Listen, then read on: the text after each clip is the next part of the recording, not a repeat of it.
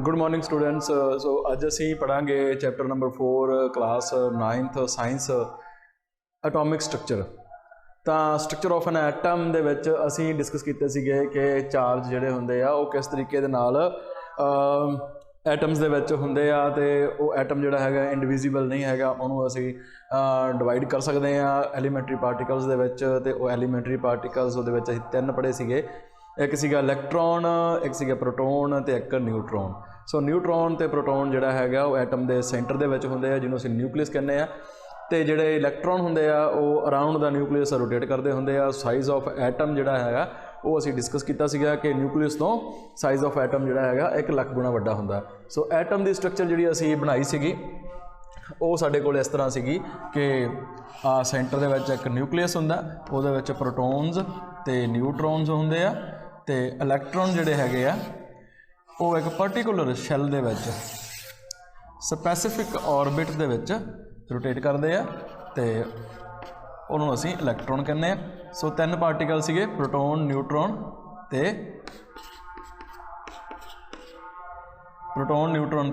Electron. So इस तरीके दे नाल असीं एटम नूं पढ़िया सीगा। तो हुण दूजे नंबर ते असीं इहदे विच सिੱਖਿਆ सीगा बोहर बरी रूल के अकॉर्डिंग भी असीं ये चीज़ां पढ़ियां सीगियां। ते बोहर दे रूल के अकॉर्डिंग पहला शैल, दूसरा शैल ते तीसरा शैल असीं उहदा नाम रखिया सीगा। सो पहला शैल जिहड़ा सीगा के शैल सीगा, फिर एल, फिर एम, फिर उस तो बाद एन शैल सीगा। तो ये सारे जिहड़े शैल सीगे इन्हां दे विच आपां बोहर बरी रूल के अकॉर्डिंग जिहड़ा फार्मूला सीगा नंबर ऑफ इलैक्ट्रॉन्स जिहड़े हैगे आ वो इहदे अकॉर्डिंग असीं भरदे सीगे 2n square. So n is equal to 1 के लिए हुंदा, n इज इक्वल टू 2 जिवें नंबरिंग शैल दी वधी जांदी उस तरीके नाल ही n का नंबर वधदा जांदा। ते m दे लई n इज इक्वल टू 3 सीगा ते n दे लई n इज इक्वल टू 4 सीगा। तो नंबर ऑफ शैल्स जिहड़े आ वो n दे नाल असीं काउंट करते हैं। सो पहले शैल दे विच नंबर ऑफ इलैक्ट्रॉन्स जिहड़े हैगे आ वो किन्ने होणगे असीं डिस्कस कीता सीगा। सो इहदे विच साडे कोल आ जांदा 2 1 स्केयर इज इक्वल टू 2। तो उवें ही अपने कोले एक ए लई सीगा, एल लई अपने कोले 8 आया सीगा, एम लई अपने कोले 18 आया सीगा, एन लई अपने कोले 32 आया सीगा। सो ये असीं पढ़ लिया सीगा। ते नंबर ऑफ इलैक्ट्रॉन्स जिहड़े हैगे आ इस तरीके दे नाल हुंदे आ। नाल ही असीं बोहर बरी रूल के अकॉर्डिंग विच ये देखिया सीगा कि लास्ट शैल जिहड़ा हुंदा उहदे विच मैक्सीमम नंबर जिहड़े आ इलैक्ट्रॉन दे वो 8 हो सकदे आ। सो लास्ट जिहड़ा हैगा last shell can have maximum electrons 8। ठीक है। सो 8 इलैक्ट्रॉन वध तो वध मैक्सीमम हो सकते हैं किसी एटम के लास्ट शैल दे विच। तो हुण इत्थे असीं अज डिस्कस करना सीगा वैलेंसी। सो वैलेंसी की हुंदी है? It is a tendency to make molecule compounds, so take part in chemical reaction. So ये की है कि जिहड़ी टेंडेंसी हुंदी है ये किसी भी एटम की जिहड़ी है वैलेंसी का मतलब हुंदा ओहदी capacity to make bonds. So it is basically valency. What is valency? It is the capacity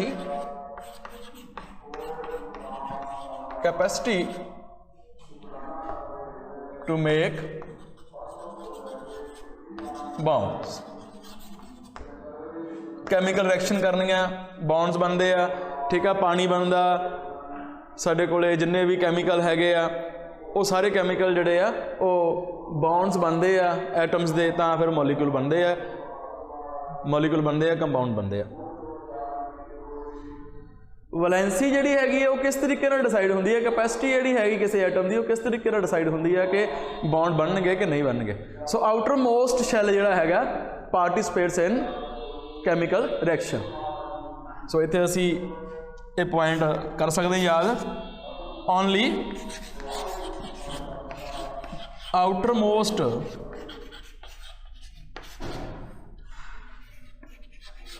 shell of atom participate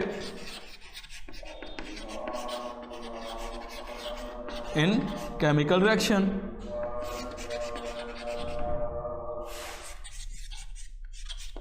chemical reaction ਦੇ ਵਿੱਚ ਆਊਟਰਮੋਸਟ ਸ਼ੈਲ ਜਿਹੜਾ ਹੈਗਾ ਉਹ ਪਾਰਟਿਸਿਪੇਟ ਕਰਦਾ, ਤੇ ਆਊਟਰਮੋਸਟ ਸ਼ੈਲ ਜਿਹੜਾ ਹੈਗਾ ਉਹਦੇ ਵਿੱਚ maximum number can have only 8। ਤਾਂ ਅਸੀਂ ਇਹ ਚੀਜ਼ਾਂ ਜਿਹੜੀਆਂ ਬੇਸਿਕ ਸਾਨੂੰ ਪਤਾ ਕਿ ਆਊਟਰਮੋਸਟ ਸ਼ੈਲ ਜਿਹੜਾ ਹੈਗਾ ਉਹੀ ਪਾਰਟਿਸਿਪੇਟ ਕਰਦਾ ਰਿਐਕਸ਼ਨ ਦੇ ਵਿੱਚ, ਤੇ ਰਿਐਕਸ਼ਨ ਦੀ ਵਿੱਚ ਜਿਹੜੀ ਕਪੈਸਿਟੀ ਹੈਗੀ ਆ ਉਹਨੂੰ ਅਸੀਂ ਵੈਲੈਂਸੀ ਕਹਿੰਦੇ ਆ, ਕਿ ਕੋਈ ਐਟਮ ਕਿੰਨੀ ਰਿਐਕਸ਼ਨ ਕਰ ਸਕਦਾ, ਕਿੰਨੇ ਬੌਂਡਸ ਬਣਾ ਸਕਦਾ ਕਿਸੇ ਨਾਲ, ਠੀਕ ਹੈ।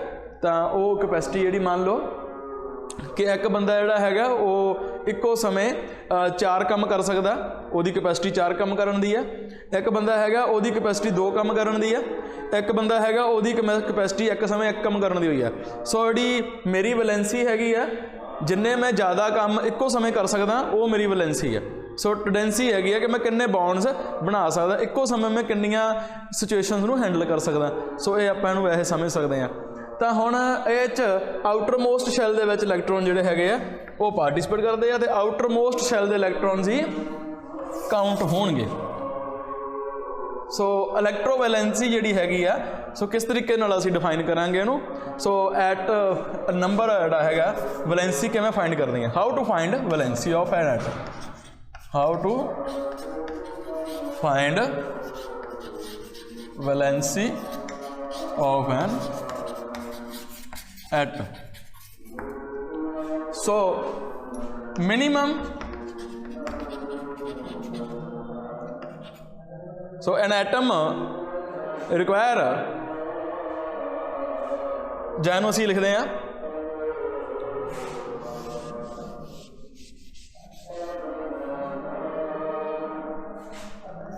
an atom lose or gain electrons to achieve its nearest inert gas configuration.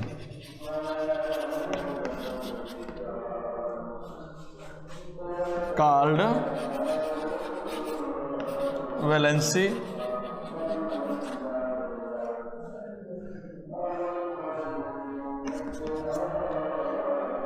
ਤਾਂ ਇੱਥੋਂ ਅਸੀਂ ਕੀ ਸਮਝਦੇ ਹਾਂ ਕਿ ਇੱਕ ਐਟਮ ਹੈਗਾ ਉਹ ਆਪਣੇ ਇਲੈਕਟ੍ਰੋਨ ਜਿਹੜੇ ਹੈਗੇ ਆ ਲਾਸਟ ਜਿਹੜਾ ਉਹਦਾ ਸ਼ੈੱਲ ਹੈਗਾ ਆਊਟਰਮੋਸਟ ਸ਼ੈੱਲ, ਉਹਦੇ ਵਿੱਚ ਜਿਹੜੇ ਇਲੈਕਟ੍ਰੋਨਸ ਹੈਗੇ ਆ ਉਹਨਾਂ ਨੂੰ ਉਹ ਜਾਂ ਤਾਂ ਦੇ ਦੂਗਾ ਜਾਂ ਲੈ ਲੂਗਾ, ਤਾਂ ਕਿ ਉਹਦੀ ਜਿਹੜੀ ਹੈਗੀ ਆ ਅਨਰਟ ਗੈਸ ਕੌਨਫੀਗਰੇਸ਼ਨ ਉਹ ਕੰਪਲੀਟ ਹੋ ਸਕੇ।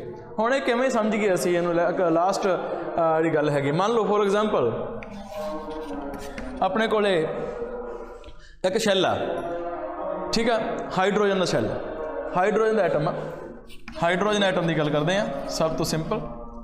ਇਹਦੇ ਕੋਲੇ ਇੱਕ ਇਲੈਕਟ੍ਰੋਨ ਹੁੰਦਾ, ਠੀਕ ਆ, ਇੱਕ ਹੀ ਸ਼ੈੱਲ ਹੁੰਦਾ, ਤੇ first shell can have maximum number of electrons ਕਿੰਨੇ ਹੋ ਸਕਦੇ ਆ, ਕੇ ਦੇ ਵਿੱਚ 2 ਇਲੈਕਟ੍ਰੋਨ ਹੋ ਸਕਦੇ ਆ। ਸੋ ਇੱਥੇ ਆਪਣੇ ਕੋਲੇ ਕਿੰਨੇ ਆ, 1 ਇਲੈਕਟ੍ਰੋਨ। ਸੋ 1 ਇਲੈਕਟ੍ਰੋਨ ਇੱਥੇ ਖਾਲੀ ਪਿਆ, ਇੱਕ ਜਗ੍ਹਾ ਖਾਲੀ ਪਈ ਇਲੈਕਟ੍ਰੋਨ ਦੀ, ਤਾਂ ਉੱਥੇ ਇਲੈਕਟ੍ਰੋਨ ਨਹੀਂ ਹੈਗਾ। ਤਾਂ ਇਹਦੀ ਜਿਹੜੀ ਵੈਲੈਂਸੀ ਹੈਗੀ ਆ, ਸੋ ਵੈਲੈਂਸੀ ਕਿੰਨੀ ਆ, 1। ਕਿਉਂ 1 ਆਈ ਆ, ਕਿਉਂਕਿ ਇਹਦੇ ਕੋਲ 1 ਇਲੈਕਟ੍ਰੋਨ ਘਟਦਾ। ਸੋ 1 ਇਲੈਕਟ੍ਰੋਨ ਲਊਗਾ ਤੇ ਲੈ ਕੇ ਆਪਣਾ ਜਿਹੜਾ ਸ਼ੈੱਲ ਆ ਉਹ ਕੰਪਲੀਟ ਕਰ ਦੂਗਾ, ਜਾਂ ਫਿਰ ਇਹ ਕੀ ਕਰੂਗਾ, 1 ਇਲੈਕਟ੍ਰੋਨ ਦੇ ਦੂਗਾ, ਲੂਜ਼ ਕਰ ਦੂਗਾ, ਤੇ ਜਾਂ ਫਿਰ ਇਹ ਸ਼ੇਅਰ ਕਰ ਦੂਗਾ। ਸੋ ਇਹਦੇ ਵਿੱਚ ਕਈ ਤਰ੍ਹਾਂ ਦੀਆਂ ਆਪਣੇ ਕੋਲ ਪੋਸੀਬਿਲਿਟੀਜ਼ ਹੋ ਜਾਂਦੀਆਂ। ਸੋ ਮੋਸਟ ਜਿਹੜੀ ਆਪਣੀ ਇੰਪੋਰਟੈਂਟ ਗੱਲ ਇਹ ਹੈਗੀ ਆ ਕਿ ਵੈਲੈਂਸੀ ਇਹਦੀ ਕਿੰਨੀ ਆ, ਇਹਦੀ ਟੈਂਡੈਂਸੀ ਕਿੰਨੀ ਆ, 1। ਸੋ ਸਿੰਗਲ ਬੌਂਡ ਇਹ ਬਣਾ ਸਕਦਾ, ਕਿਉਂਕਿ ਇਹਦੇ ਸ਼ੈੱਲ ਦੇ ਵਿੱਚ ਮੈਕਸਿਮਮ 2 ਇਲੈਕਟ੍ਰੋਨ ਹੋ ਸਕਦੇ ਸੀਗੇ, ਇੱਕ ਇਹਦੇ ਕੋਲ ਹੈਗਾ, ਇਹਨੂੰ 1 ਹੋਰ ਚਾਹੀਦਾ। ਤਾਂ ਕੀ ਆ, an atom lose or gain electron to achieve its nearest inert gas configuration called valency, ਠੀਕ ਆ। ਤਾਂ ਹੀਲੀਅਮ ਜਿਹੜਾ ਹੈਗਾ ਉਹ ਇਹ ਬਣ ਜੂਗਾ, ਹੀਲੀਅਮ ਇਸ ਤੋਂ ਅੱਗੇ ਆਉਂਦਾ, ਉਹ ਅਨਰਟ ਗੈਸ ਹੁੰਦੀ ਹੈ, ਅਨਰਟ ਗੈਸ ਜਿਹਦੇ ਸ਼ੈੱਲ ਕੰਪਲੀਟ ਫੁੱਲ ਹੋਣ। ਸੋ ਹੀਲੀਅਮ ਦਾ ਨੰਬਰ 2 ਹੁੰਦਾ, ਉਹਦੇ ਵਿੱਚ 2 ਇਲੈਕਟ੍ਰੋਨ ਹੁੰਦੇ ਆ, ਫਸਟ ਸ਼ੈੱਲ ਵਿੱਚ 2 ਹੀ ਹੋ ਸਕਦੇ ਆ, ਉਹਦੇ ਕੋਲ 2 ਹੁੰਦੇ ਆ, ਉਹ ਅਨਰਟ ਗੈਸ ਹੁੰਦੀ ਆ। सो ये हाइड्रोजन जिहड़ा हैगा इहदी वैलेंसी 1 आ गई। उस तो गां साडे कोल जिहड़ा हैगा एटम आ वो हीलीयम हैगा। हीलीयम एटम दे विच इहदा एटॉमिक नंबर 2 हुंदा 2, इहदे विच 2 इलैक्ट्रॉन हुंदे आ ते फस्ट शैल दे विच 2 ही हो सकते हैं, के शैल दे विच तां 2 ही इहदे कोले हुंदे आ, तां इह कंप्लीट आ शैल इहदा, इहनूं असीं कह दिंदे आ इनर्ट गैस। सो इस तरह की जिहड़ी गैस हुंदी है, इस तरह के एटम हुंदे आ, उहनूं असीं अनर्ट एटम कह दिंदे आ जां अनर्ट गैस कह दिंदे आ। ठीक है, हाइड्रोजन जिहड़ी हीलीयम की गैस है उहनूं अनर्ट गैस कहंदे आ, नोबल गैस भी कह दिंदे आ। कारण की है, ये पहले शैल दे 2 इलैक्ट्रॉन हो सकते थे, 2 ये कोल हैगे आ। सो ना इनू लूज करन की लोड़ आ, ना इनू गेन करन की लोड़ आ। सो हुण कहण दा भाव असीं ये समझ चुके हैं कि वैलेंसी जिहड़ी हैगी किसी एटम की किवें फाइंड की जा सकती है। सो साडे कोले बुक के उपर बहुत वधिया टेबल बनया होया, तुसीं देख सकते हो। उहदे विच की आ कि साडे कोल सारे जिहड़े पहले फस्ट 18 एलीमेंट्स हैगे आ, उन्हां दी वैलेंसी जिहड़ी आ वो दित्ती हुई है। तो हाइड्रोजन की वैलेंसी जी है वो 1 आ, हीलीयम की 0 आ। तो हीलीयम की 0 का कारण की है कि उन्होंने ना इलैक्ट्रॉन लूज करने की लोड़ है, ना उन्होंने गेन करने की लोड़ है। वो कोले अपने इलैक्ट्रॉन कंप्लीट आ, वो किसी नाल भी बॉन्ड बना के खुश नहीं होऊगा, ना ही उन्होंने लोड़ आ बॉन्ड बनाने की। सो दी टेंडेंसी 0 आ, वो कोई बॉन्ड नहीं बनाऊगा। लीथियम, बरीलियम, कार्बन, तुसीं देखोगे कि लीथियम तो 1 हो जाती है वैलेंसी, फिर 2 3 4 कार्बन तक 4 हो जाती है। उस तो बाद फिर नाइट्रोजन, ऑक्सीजन, फ्लोरीन। नाइट्रोजन तो फिर अपने को कितनी रह गई 3, ऑक्सीजन तो 2, फ्लोरीन तो 1, न्यून तो फिर 0। तो मतलब 4 तो वैलेंसी नहीं वधी इत्थे अपने कोल। उहदा रीजन की है? उहदा रीजन यह आ कि जिहड़ी साडे कोल वैलेंसी आ वो कारण की बनदा कि अपने कोले मैक्सीमम जिहड़े हैगे आ आउटर मोस्ट शैल दे विच इलैक्ट्रॉन 8 हो सकते आ। 3 4 5 6 7 8 इलैक्ट्रॉन वध तो वध हो सकते आ। हुण 8 नूं पूरे करन दे लई जे साडे कोले 4 हैगे आ, देखो भी जे साडे कोले 4 इलैक्ट्रॉन हैगे आ, ओके 4 इलैक्ट्रॉन हैगे आ, तां सानूं किन्ने चाहीदे आ 4। असीं 4 ले ले तो इहदी वैलेंसी 4 हो गई। जे साडे कोले 2 इलैक्ट्रॉन 3 इलैक्ट्रॉन हैगे आ, हुण देखो साडे कोले 3 इलैक्ट्रॉन हैगे आ, ठीक है 1 2 3 किन्ने है नहीं गे 5 है नहीं गे। तो हुण इत्थे देखो 5 लैने सौखे आ कि 3 देने सौखे आ। थोड़ी नेड़ली कॉन्फिगरेशन आ, आपां इत्थे डेफिनेशन च लिखिआ ना it's nearest inert gas configuration. तो सब तो नेड़े वाली गैस की कॉन्फिगरेशन जिहड़ी है कंप्लीट करने के लिए इलैक्ट्रॉन लूज किए जाते हैं जां दिते जाते हैं। हुण एक बंदा हैगा वो की कहंदा कि मेरे कोले 3 इलैक्ट्रॉन पे आ तो मैनू 5 होर चाहिए आ, तो जां फिर मेरे को 3 हैगे वो भी लै जाओ। हुण 5 लैने सौखे आ कि 3 देने सौखे आ? 5 ज़्यादा आ 3 थोड़े आ। सो जिहड़े 3 हैगे आ वो भी इत्थे असीं लूज करांगे तो सारा शैल जिहड़ा खाली हो जाऊगा तो वैलेंसी 3 बनी। सो इस करके 5 वैलेंसी नहीं आई, 3 वैलेंसी आऊगी। सो यही रीजन आ कि जिहड़ा अपने कोले वैलेंसी की जिहड़ी वेरीएशन आ वो 1 2 3 4 तो बाद फिर 3 2 1 तो होनी शुरू हो जाती है। सो असीं कोशिश करना हुंदा ईजी काम किहड़ा हैगा। सो जे सानू 4 इलैक्ट्रॉन चाहिए आ वो असीं 4 लवांगे, जे सानू 5 चाहिए असीं 5 नहीं लवांगे, असीं 3 वापस दे देंगे। सो इस करके साडी वैलेंसी जिहड़ी हैगी आ 4 तो बाद 3 आ जाती है। तो उस तो गां अपने कोले सारियां वैलेंसीज जिहड़ियां हैगियां ये अपनों गिवन आ, ये तुसीं डिस्कस कर लैणियां है, पढ़ लैणियां हैगियां। तो उस तो बाद ये साडी सीगी वैलेंसी का सारा टॉपिक सीगा कि वैलेंसी नूं असीं किस तरीके नाल फाइंड करते हैं, वैलेंसी की हुंदी है तो वैलेंसी किवें फाइंड की जाती है। सो ओके स्टूडेंट्स, उस तो बाद साडे कोले आ जांदियां कुछ टर्म्स हैगियां जिवें एटॉमिक नंबर हो गया, मास नंबर हो गया, ते आइसोटोप हो गया, ठीक है। आइसोटोप तो बाद अपने कोले आ जांदा आइसोबार आ जांदा। सो ये टर्म्स हैगियां कुछ अपने कोले ते इन्हों आपां टर्न बाय टर्न डिस्कस करांगे। Atomic mass vary simple term हैगी है, इहदे विच की हुंदा नंबर ऑफ प्रोटॉन्स जिहड़े हैगे आ, number of protons is equal to number of atomic number it is equal to atomic number बस। सो जिन्ने प्रोटॉन्स किसी न्यूक्लियस के विच हैगे एटम के विच उही उहदा नंबर ऑफ एटम बनता। इनू असीं Z दे नाल डिनोट कर दिंदे आ। उस तो बाद मास नंबर की हुंदा, इहदे विच असीं की करदे आ number of protons plus number of neutrons असी जोड़ दिंने आ। So number of protons plus number of neutrons is equal to mass number ए।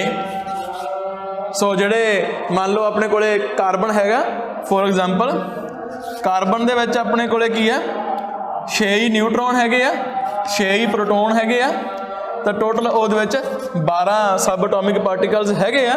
तो ਇਹਦਾ मास नंबर ਜਿਹੜਾ ਹੈਗਾ ਉਹ ਸਾਡੇ ਕੋਲੇ 12 यूनिट आ ਜਾਂਦਾ। ਤਾਂ ਇਸ ਤਰੀਕੇ ਦੇ ਨਾਲ ਜਿਹੜਾ मास नंबर ਆ ਉਹ ਕਾਊਂਟ ਹੁੰਦਾ। ਸੋ Z ਨੰਬਰ ਤੇ Z ਤੇ A ਇਹ ਦੋ ਟਰਮ ਸਾਡੇ ਕੋਲੇ ਇੰਪੋਰਟੈਂਟ ਹੈਗੀਆਂ। ਜੇ ਤੁਸੀਂ ਗੱਲ ਕਰੋ ਕਿ ਇਹਨਾਂ ਦਾ ਰਿਲੇਸ਼ਨ ਕੀ ਆਪਸ ਵਿੱਚ, एटॉमिक नंबर ਜਿਹੜਾ ਹੁੰਦਾ मास नंबर ए हो गया, Z नंबर ऑफ प्रोटॉन्स हो गए, तो नंबर ऑफ न्यूट्रॉन्स ए हो गए। सो Z जिहड़ा हैगा A minus number of neutrons दे फार्मूले च भी असी लिख सकते हैं। सो ये कई बार साडे तो पुछ लेंदे आ कि सानू एटॉमिक नंबर पता तो मास नंबर कितना होगा, या नंबर ऑफ न्यूट्रॉन्स कितने होणगे, या फिर जे सानू मास नंबर पता न्यूट्रॉन्स पता एटॉमिक नंबर कितना होगा। सो वैरी सिंपल। फिर असी एग्जांपल लैंदे आ, जिवें साडे कोले इत्थे कार्बन की हैगी ऑलरेडी। हुण जे मान लो सानू कोई कहे कि कार्बन का जिहड़ा हैगा गिवन की है एटॉमिक नंबर 6 आ, तो नंबर ऑफ न्यूट्रॉन्स जिहड़े हैगे आ वो पता करो किन्ने आ, तो मास नंबर जिहड़ा हैगा वो 12 हैगा। तो असी आ सिंपल कैलकुलेशन इत्थों कर सकते हैं, क्योंकि प्रोटोन ते न्यूट्रॉन नूं जोड़ के ही असी जिहड़ा हैगा बनाउने टोटल नंबर। तो इत्थे एलुमीनीयम की एग्जांपल भी हैगी अपने कोले, जिहदे विच 13 अपने कोले प्रोटॉन्स हैगे आ। इन द केस ऑफ एलुमीनीयम 27 अपने कोले हैगा इहदा मास नंबर। न्यूट्रॉन जिहड़े हैगे आ वो अपने कोले हैगे आ 14, तो इहदा जिहड़ा एटॉमिक नंबर आ वो कितना होऊगा। सो फार्मूला अपने कोले हैगा मास नंबर आ, नंबर ऑफ न्यूट्रॉन्स आ प्लस नंबर ऑफ प्रोटॉन्स हैगे आ, जिन्होंने Z कह दिंदे आ एटॉमिक नंबर। तो मास नंबर कितना हैगा 27, नंबर ऑफ न्यूट्रॉन्स 14 हैगे आ, Z सानू नहीं पता। सो Z असी पता कर लांगे 27 माइनस 14, सो कितना अपने को आंसर आ गया 13। सो 13 एटॉमिक नंबर आ गया। सो इस तरीके दे नाल असी सिंपल कैलकुलेशन करके छोटे छोटे क्वेश्चन के आंसर भी दे सकते हैं। तो number of neutron number of protons बारे इत्थे असी पता कर लेने। हुण असी इन्हां दा सिंबल जिहड़ा हैगा वो किस तरीके दे नाल बनाउने आ, किसी एटम बारे असी लिखना उहदा सिंबल जिहड़ा किवें यूज़ करांगे। सो सिंबल जिहड़ा हैगा सिंबल ऑफ एटम वो किवें असी लिखांगे। मान लो एटॉमिक एटम सिंबल हो गया, सिंबल ऑफ एटम ऊपर असी ए लिखांगे, थल्ले असी लिखांगे Z। तो इहनूं असी किवें ए की अपने कोले मास नंबर, Z की है एटॉमिक नंबर, सिंबल अपने कोले एटम का लिखांगे। तो सिंबल नूं असी नॉर्मली असी जनरली X नाल डिनोट कर दिंदे आ, मास नंबर नूं A नाल, एटॉमिक नंबर नूं Z नाल। जिवें इत्थे आपां नाइट्रोजन की गल करते हैं, सिंबल की हो गया N, तो Z एटॉमिक नंबर हो गया 7, मास नंबर ਉਹਦਾ ਜਿਹੜਾ ਹੈਗਾ ਉਹ 14 हो गया। सो इस तरीके ਦੇ ਨਾਲ ਅਸੀਂ ਜਿਹੜਾ ਹੈਗਾ ਨਾਈਟ੍ਰੋਜਨ ਦਾ ਸਿੰਬਲ ਹੈ ਉਹ ਡਰਾ ਕਰ ਸਕਦੇ ਹਾਂ। ਇਸ ਤੋਂ ਗਾਂ ਸਾਡੇ ਕੋਲ ਆ ਸਾਰੀਆਂ ਚੀਜ਼ਾਂ ਅਸੀਂ ਪੜ੍ਹ ਲਈਆਂ ਕਿ ਜਿਹੜੇ ਸਬ ਐਟੋਮਿਕ ਪਾਰਟੀਕਲਸ ਹੁੰਦੇ ਆ ਉਹਦੇ ਵਿੱਚ ਕਿਸ ਤਰੀਕੇ ਦੇ ਨਾਲ ਕੈਲਕੂਲੇਸ਼ਨਾਂ ਹੁੰਦੀਆਂ। ਪ੍ਰੋਟੋਨਸ ਦੇ ਨੰਬਰ ਜਿਹੜੇ ਹੁੰਦੇ ਆ ਉਹ ਐਟੋਮਿਕ ਨੰਬਰ ਹੁੰਦਾ, ਨੰਬਰ ਆਫ ਨਿਊਟਰੋਨਸ ਜਿਹੜੇ ਹੈਗੇ ਆ ਉਹ ਜੋੜ ਦਈਏ ਪ੍ਰੋਟੋਨਸ ਦੇ ਵਿੱਚ, ਟੋਟਲ ਮਾਸ ਬਣ ਜਾਂਦਾ। ਤਾਂ ਇਹਨਾਂ ਦਾ ਜਿਹੜਾ ਫਾਰਮੂਲਾ ਸਿੰਬਲ ਹੈਗਾ ਉਹ ਅਸੀਂ ਕਿਸ ਤਰੀਕੇ ਲਿਖਦੇ ਹਾਂ, ਏ ਉੱਪਰ ਲਿਖਦੇ ਹਾਂ, ਜ਼ੈਡ ਥੱਲੇ ਲਿਖਦੇ ਹਾਂ, ਵਿਚਾਲੇ ਉਹਦਾ ਸਿੰਬਲ ਆਫ ਐਟਮ ਲਿਖ ਦਿੰਦੇ ਹਾਂ।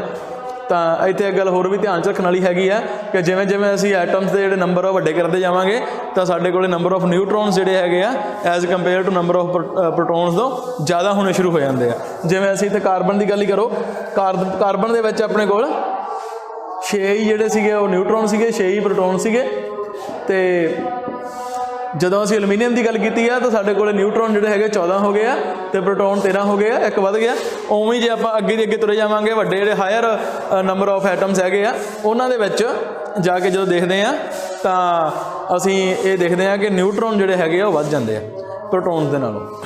ਆਈਸੋਟੋਪ ਅਤੇ ਆਈਸੋਬਾਰ, ਇਸ ਤੋਂ ਬਾਅਦ ਆਪਣੇ ਕੋਲ ਟੌਪਿਕ ਆਉਂਦੇ ਦੋ। ਸੋ ਆਈਸੋਟੋਪ ਕੀ ਹੁੰਦੇ ਆ ਆਪਣੇ ਕੋਲ? ਸੋ ਇਸ ਤਰ੍ਹਾਂ ਦੇ ਐਟਮਸ ਜਿਹੜੇ ਹੈਗੇ ਆ, so atoms which have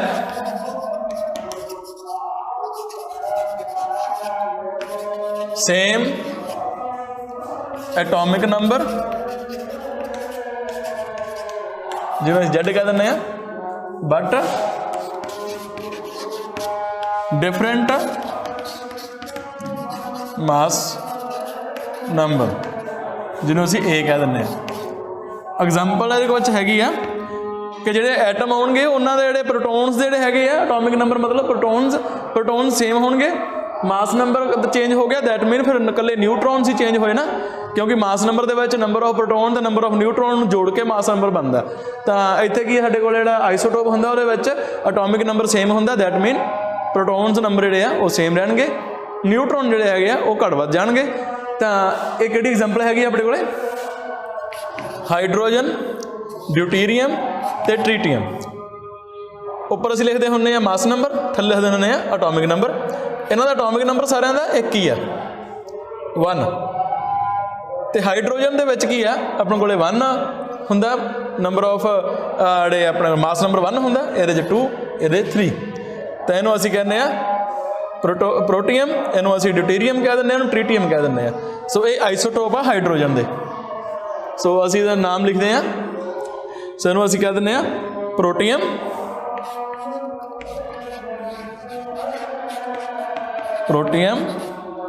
ਇਹਨੂੰ ਅਸੀਂ ਕਹਿ ਦਿੰਦੇ ਹਾਂ ਡਿਊਟੇਰੀਅਮ,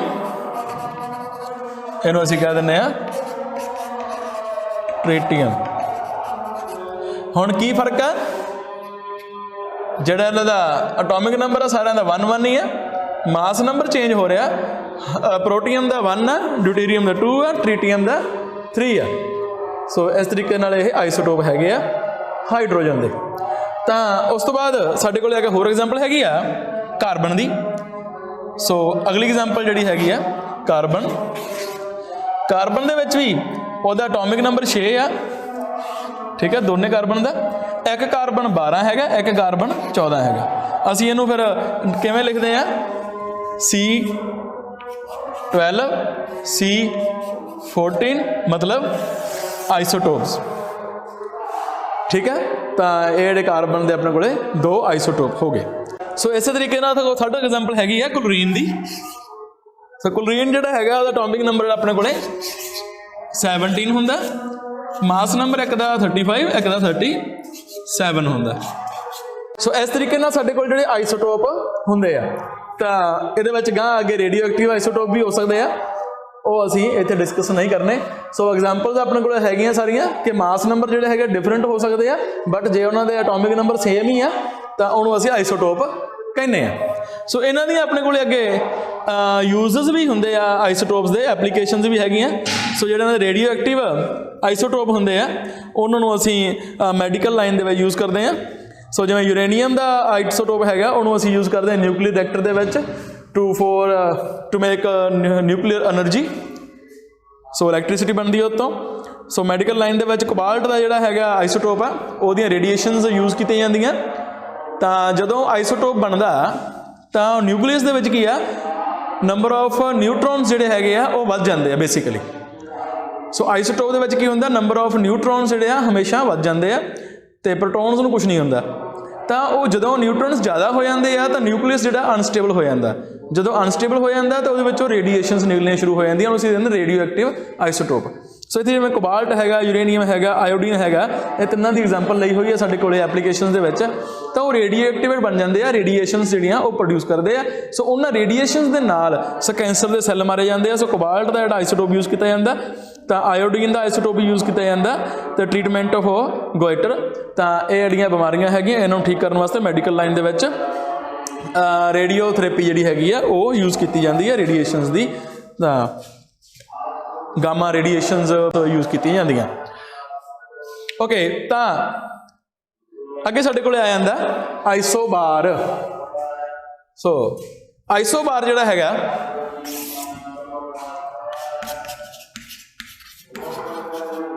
ਇਹਦੇ ਵਿੱਚ ਉਲਟ ਹੁੰਦਾ। ਇਹਦੇ ਚ ਕੀ ਹੈ, ਮਾਸ ਨੰਬਰ ਸੇਮ ਰਹਿੰਦਾ but different atomic number. So example ਦੇ ਤੌਰ ਤੇ ਆਪਾਂ ਦੇਖੀਏ ਤਾਂ ਕੈਲਸ਼ੀਅਮ ਤੇ ਆਰਗਨ ਦੀ ਐਗਜ਼ਾਮਪਲ ਆਪਾਂ ਨੂੰ ਦਿੱਤੀ ਹੋਈ ਹੈ। ਸੋ ਕੈਲਸ਼ੀਅਮ ਤੇ ਆਰਗਨ, ਹੁਣ ਇਹਦਾ ਜਿਹੜਾ ਐਟੋਮਿਕ ਨੰਬਰ ਆ ਆਰਗਨ ਦਾ ਉਹ 18 ਆ ਤੇ ਕੈਲਸ਼ੀਅਮ ਦਾ 20 ਆ, ਬਟ ਇਹਨਾਂ ਦਾ ਮਾਸ ਨੰਬਰ ਦੋਨਾਂ ਦਾ 40 ਹੈ। ਸੋ ਇਸ ਤਰੀਕੇ ਦੇ ਨਾਲ 40 ਜਿਹੜਾ ਇਹਨਾਂ ਦਾ ਮਾਸ ਨੰਬਰ ਆ ਬਟ ਐਟੋਮਿਕ ਨੰਬਰ ਇਹਨਾਂ ਦਾ ਡਿਫਰੈਂਟ ਆ। ਸੋ ਮਾਸ ਨੰਬਰ ਸੇਮ ਹੋ ਗਿਆ। ਸੋ ਇਹ ਦੋ ਐਟਮਸ ਜਿਹੜੇ ਹੈਗੇ ਆ ਇੱਕ ਦੂਜੇ ਦੇ ਆਈਸੋਬਾਰ ਆ, ਅਸੀਂ ਇਹਨਾਂ ਨੂੰ ਕਹਿ ਸਕਦੇ ਹਾਂ ਕਿ ਆਈਸੋਬਾਰ ਐਟਮਸ ਹੈਗੇ ਆ, ਕੈਲਸ਼ੀਅਮ ਤੇ ਆਰਗਨ। ਸੋ ਇਹ ਸੀਗਾ ਆਪਣਾ ਸਾਰਾ ਜਿਹੜਾ ਚੈਪਟਰ ਜਿਹਦੇ ਵਿੱਚ ਅਸੀਂ ਪੜ੍ਹਿਆ ਕਿ ਕਿਸ ਤਰੀਕੇ ਦੇ ਨਾਲ ਐਟਮ ਦੀ ਸਟਰਕਚਰ ਜਿਹੜੀ ਆ ਉਹ ਅਸੀਂ ਅੰਡਰਸਟੈਂਡ ਕਰ ਸਕਦੇ ਹਾਂ। ਸੋ ਐਟਮ ਦੀ ਸਟਰਕਚਰ ਜਿਹੜੀ ਆ ਉਹ ਗੋਲ ਆ, ਜਿਹੜੀ ਅਸੀਂ ਸਟੱਡੀ ਕੀਤੀ ਆ ਫਿਲਹਾਲ ਹੁਣ ਤੱਕ, ਤੇ ਉਹਦੇ ਵਿੱਚ ਸ਼ੈਲਸ ਬਣੇ ਹੋਏ ਆ। ਉਹ ਸ਼ੈਲਸ ਦੇ ਵਿੱਚ ਇਲੈਕਟ੍ਰੋਨਸ ਆ, ਉਹ ਰੋਟੇਟ ਕਰ ਰਹੇ ਆ।